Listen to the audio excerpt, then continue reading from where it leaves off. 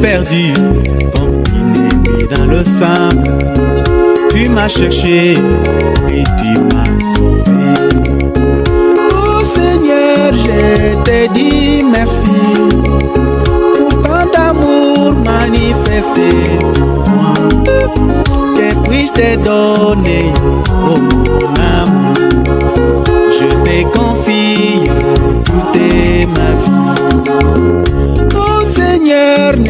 Bien-aimés dans le Seigneur, nous vous saluons tous et vous bénissons au nom de notre Seigneur Jésus-Christ. Aujourd'hui, nous allons voir la 5e partie de la vie véritable. Nous allons d'abord prier.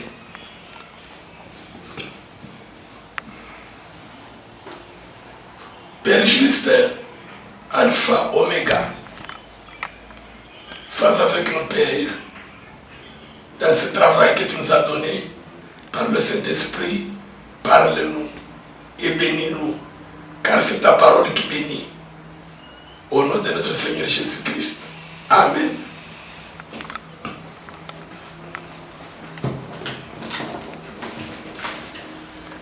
Nous allons lire Jean, chapitre 12, à partir de 28, vous pouvez noter jusqu'à 27, mais nous allons lire jusqu'à 24. Quelques Grecs, du nombre de ceux qui étaient montés pour adorer pendant la fête, s'adressèrent à Philippe de Bethsaida en Galilée et lui dire avec instance: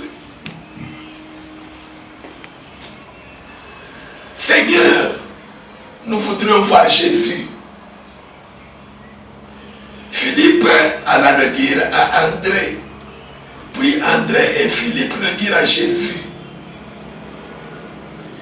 Jésus leur répondit: l'heure est venue où le Fils de l'homme doit être glorifié.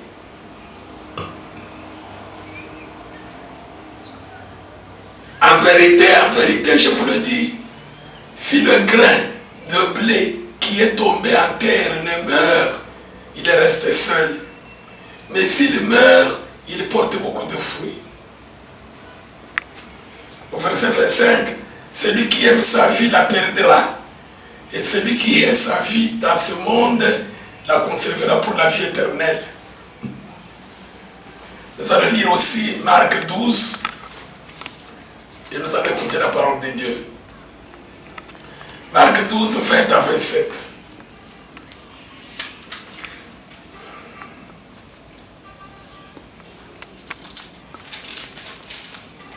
Marc 12, 20 à 27.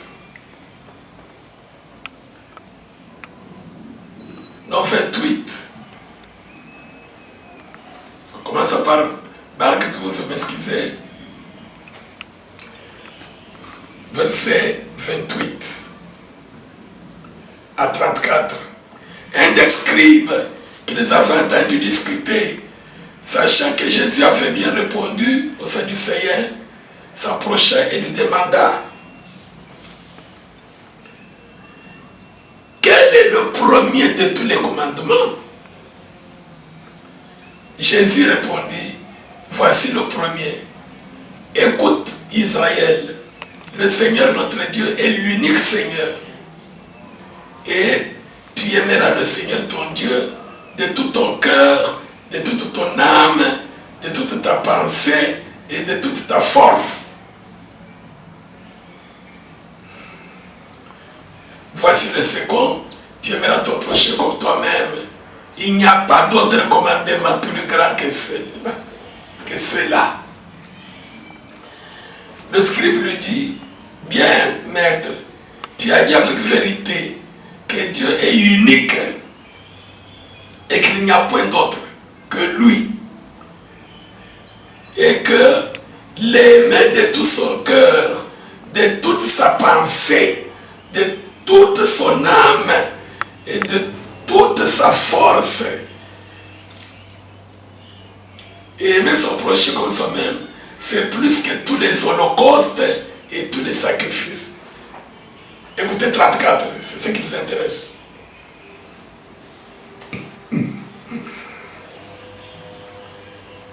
Jésus, voyant qu'il avait répondu avec intelligence, lui dit, tu n'es pas loin du royaume de Dieu.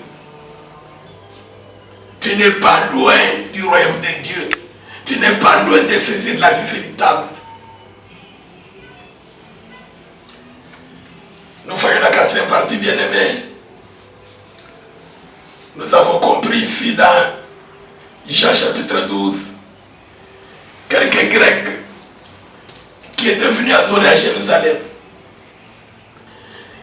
Depuis chez eux où ils étaient, ils avaient entendu parler de Jésus. Ils avaient cru en Jésus. Ils aimaient Jésus. Et ils voulaient voir Jésus. Ils ont souffert malgré leur richesse. Vous voyez, en ce temps-là, il n'y avait pas d'avion. Ils ont tout fait. Ils ont voyagé sur la terre, dans la mer. Et ils sont arrivés à Jérusalem, dans le temple, pour adorer. Ils n'ont pas vu Jésus. Ils ont commencé à chercher Jésus partout. Où est-ce qu'il est? Où est-ce qu'il est? Ils sont arrivés quelque part. On leur a montré. Vous voyez, ce groupe déjà là-bas, Jésus est là. Quand ils sont arrivés, parce que c'était difficile de reconnaître Jésus, de le différencier des autres qui étaient avec lui. Ils se sont adressés à Philippe, l'un des 12. Nous voudrions voir Jésus. Vous voulez voir Jésus? Hein? Pourquoi? Vous êtes malade? Oh non. Vous voulez... Non. Tout ce que nous voulons voir Jésus. Excusez.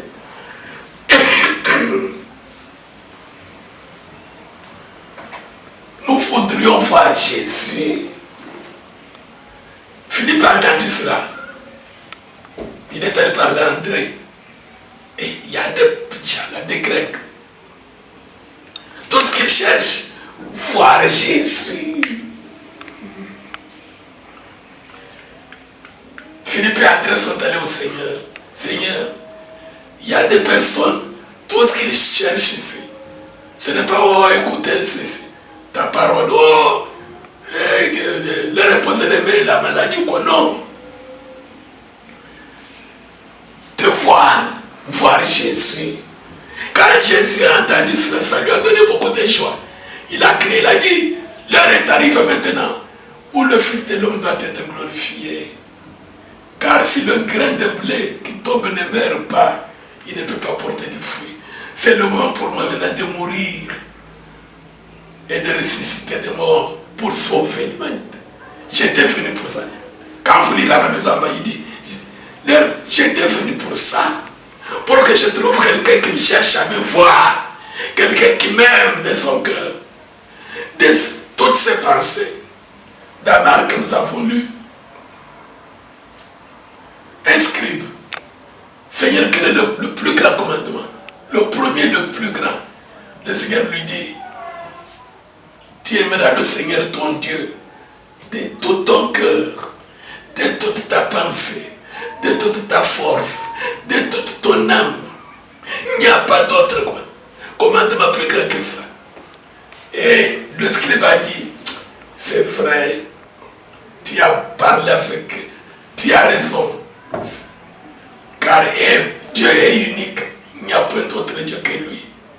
L'aimer de tout son cœur, de toute son âme, de toute sa force, de toute sa pensée. C'est plus que les offrandes, les prières, les jeûnes, les cantiques, moi je suis chrétien. C'est plus grand que tout. lui a dit, tu n'es pas loin, tu es près de saisir, d'entrer dans le royaume de Dieu. Pour aller plus vite, la quatrième partie que nous voyons, la cinquième, comment saisir la vie véritable, comment entrer dans le royaume de Dieu. Parce que quand nous allons quitter cette tente, la vie véritable commence. C'est le processus de la vie véritable ou de la mort véritable. Comme nous avions compris, quand nous pleurons ce qui nous laisse, ou le jour où moi je partirai, Dieu demande mon âme, vous me pleurez, mais moi David j'existe quelque part. Ce n'est que cette tente qui va pourrir. Tout dépendra de l'état dans lequel je serai trouvé par Dieu quand il va demander mon âme.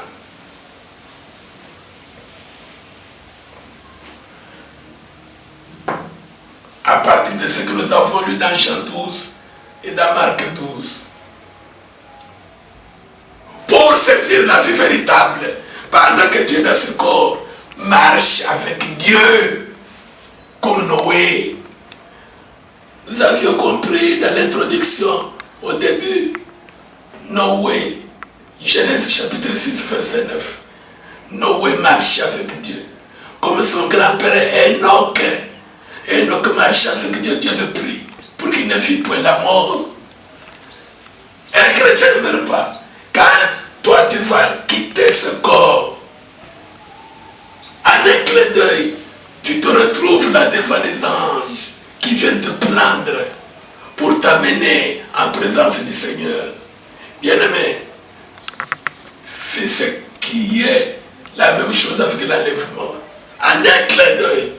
Alors, Enoch, ça lui était arrivé, c'était le grand-père de Noé. Lui aussi marchait avec Dieu.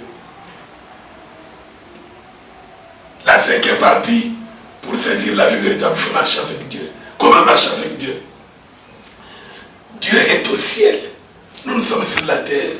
La Bible dit personne dans ce corps de chair ne peut voir Dieu comme ça et vivre. Et la Bible dit, nous avions compris dans les parties ultérieures que pendant que nous sommes dans cette tente, nous sommes loin du Seigneur. Et nous désirons mieux quitter cette tente pour vivre auprès du Seigneur. C'est-à-dire, quand nous sommes sur la terre, comment Noé marchait avec Dieu? C'était un homme comme nous. Noé aimait Dieu de tout son cœur, de toute sa force, de toute son âme, de toutes ses pensées. Comment sera tout ton cœur, de toute ta force, de toute ta pensée sur la terre? C'est quand tu marches, pendant que tu es dans cette tente, tu vois Dieu par la foi. Dieu est avec toi. Tu sens la présence de Dieu. Quand la tentation t'arrive, tu vois que Dieu est là, il te voit.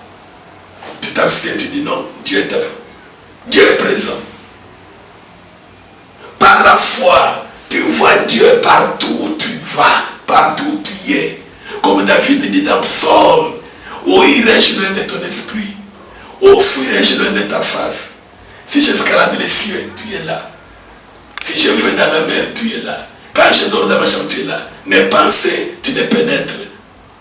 Pourquoi toi et moi nous méditons des mauvaises pensées jour et nuit? Nous ne voyons pas que Dieu est avec nous. Si Dieu venait en personne dans ta chambre, tu ne ferais pas ce que tu fais. Toi et ton mari, toi et ta femme. Dans ton travail, si tu voyais Dieu en personne, ou au même ménage de Dieu, tu ne ferais pas ce que tu fais. Tu ne fais pas ce que tu ne marches pas avec Dieu. Marcher avec Dieu, c'est quand tu l'aimes de tout ton cœur. Je vais vous expliquer. Si tu aimes quelqu'un de tout ton cœur, de toute ton âme, de toute ta pensée, mais il n'est pas avec toi, il est loin dans un autre pays, et toi aussi tu vis dans un autre pays, à tout moment tu penses à lui.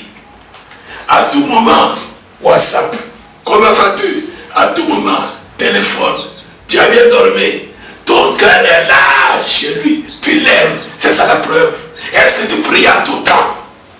Tu penses à Dieu à tout moment? Est-ce que tu crains Dieu partout parce que tu sais qu'il est là. Si tu aimes quelqu'un qui est loin de toi, et ce quelqu'un t'a dit, là où tu es, au village, ou je ne sais pas, Boston, je ne veux pas que tu voles. Si tu l'aimes de tout ton cœur, chaque fois la tentation de voler t'arrive, hey, non, mon amour, ne fais pas ça. Tu marches avec lui dans ton cœur, tu marches avec lui dans ton âme, tu marches avec lui dans ta pensée. Tu demeures toujours connecté avec lui. Tu ne peux pas dormir sans entendre sa voix, sans qu'il entende ta voix. Et la communion avec Dieu, pour nous, c'est la prière. Noé, sa vie, c'était une vie de prière à Dieu. Il marche toujours avec Dieu dans son cœur. Sa vie, c'était une vie de sanctification. Il craignait de faire ce que Dieu ne fait pas parce qu'il voyait Dieu autour de lui. Voilà la cinquième partie. Marcher avec Dieu. C'est-à-dire porter Dieu dans son cœur sur la terre. Quand Dieu au ciel voit que non, celui-là, 24 hours, son cœur est à moi. Il veut me voir. Sa grâce va reposer sur toi. Au moment où il va redemander ton âme, c'est au moment où tu seras toujours en communion avec lui. Et tu feras alors la réalité quand tu vas quitter cette tente. Donc, la cinquième partie est claire. Marchez avec Dieu. C'est-à-dire porter Dieu dans votre cœur. Marchez avec lui sur la terre, dans votre cœur, dans votre pensée. Partout où tu es, tu sens que Dieu est avec toi. Nous, aujourd'hui, nous sentons la présence de Dieu seulement pour... Et Dieu est avec moi. La protection. Dieu est avec moi. Il va combattre pour moi contre les sorciers.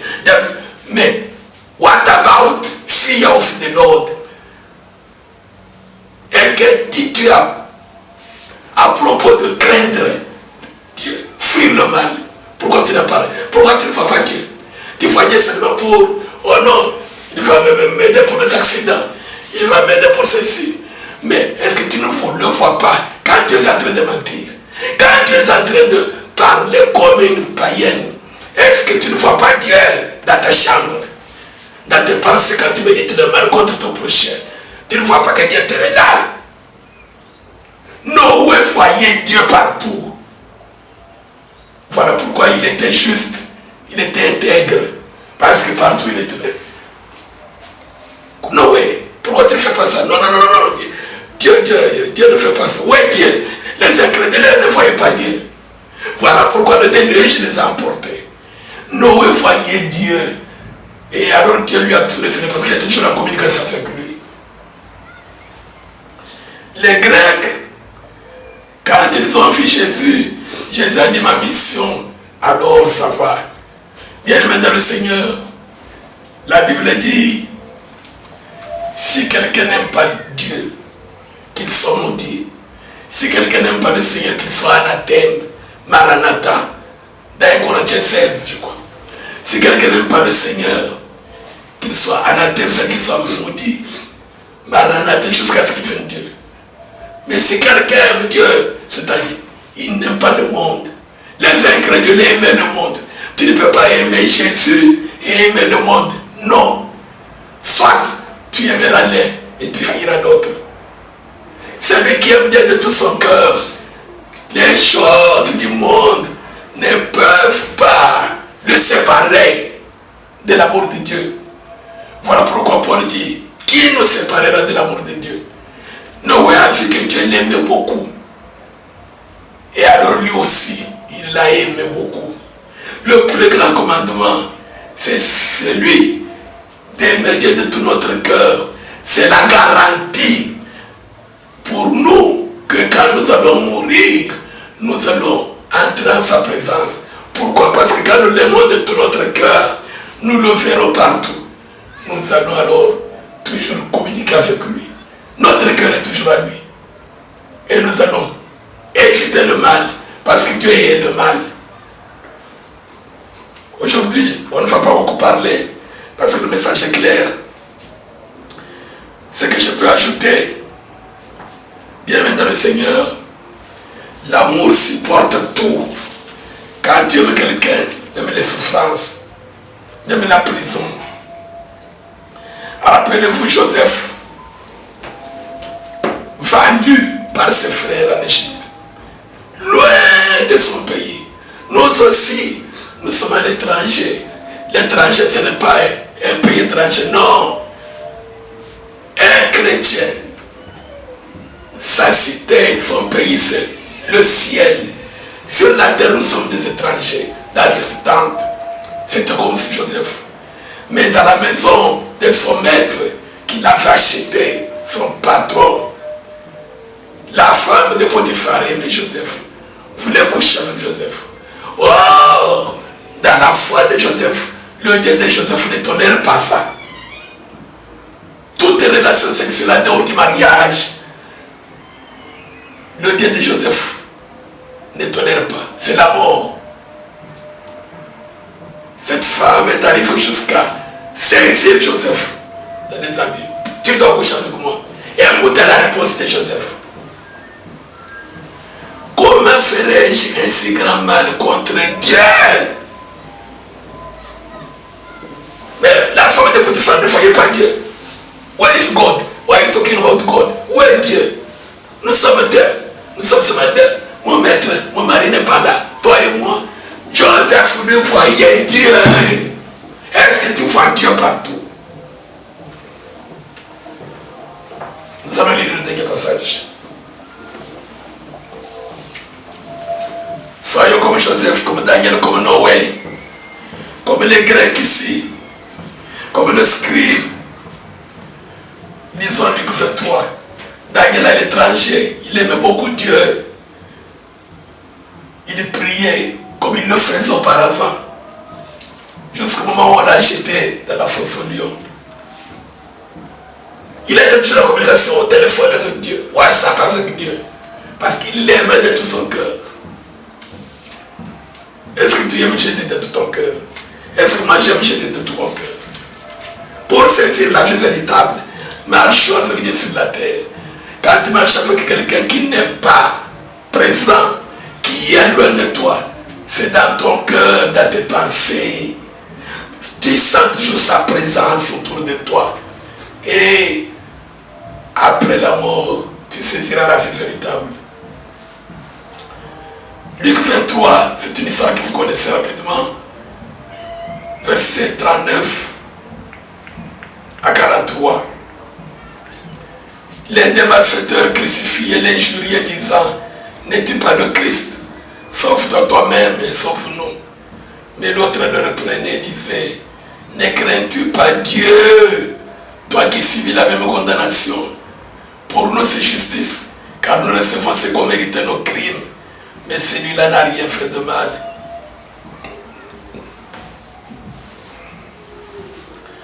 Et il dit à Jésus, souviens-toi de moi quand tu viendras dans ton règne. Jésus lui répondit, je te le dis en vérité, aujourd'hui, tu seras avec moi dans le paradis. Ces deux personnes étaient avec Jésus.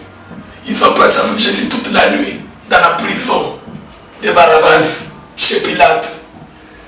Ils ont aussi porté leur croix, comme on avait vu la fois dernière. Mais ça ne suffit pas. Maintenant arrive là-bas, le moment de la mort. Les deux ont vu que Jésus voulait déjà mourir.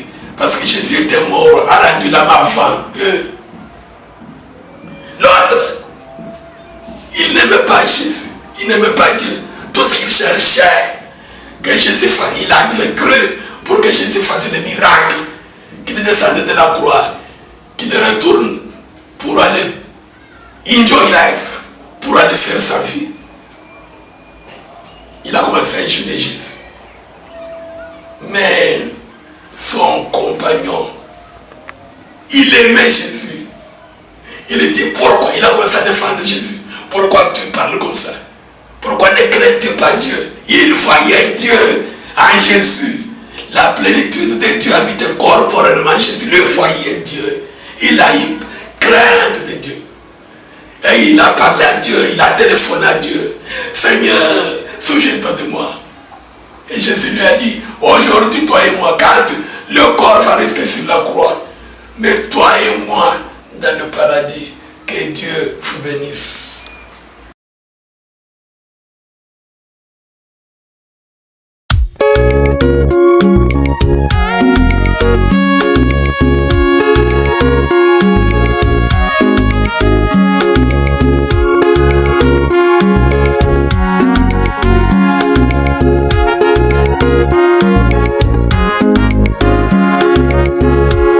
Je pense à ton amour et à tout ce que tu as fait pour moi.